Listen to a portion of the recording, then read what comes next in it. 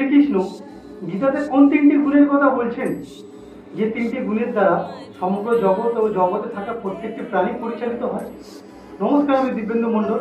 আজ আপনাদেরকে জানাবো যে তিনটে গুণের দ্বারা সমগ্র জগৎ এবং জগতে থাকা প্রত্যেকটি প্রাণী পরিচালিত হয়।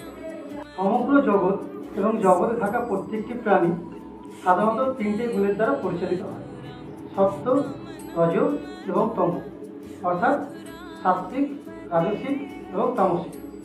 সাত্ত্বিক গুণ: যিনি সর্বদা সত্য কথা বলেন, সত্যের পথ অবলম্বন করেন, সকলের প্রতি সমভাব বজায় রাখেন, রাগ করেন না, হিংসা করেন না, এগুলি হলো সাত্ত্বিক গুণ।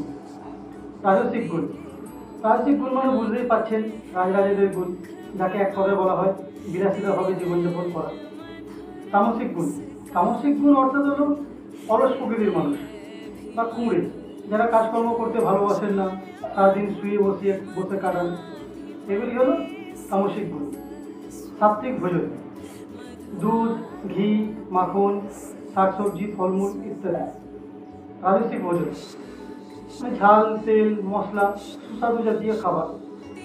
তামসিক ভোজন: তামসিক ভোজন হলো বাসি খাবার, সেটা যে কোনো খাবারই হতে পারে।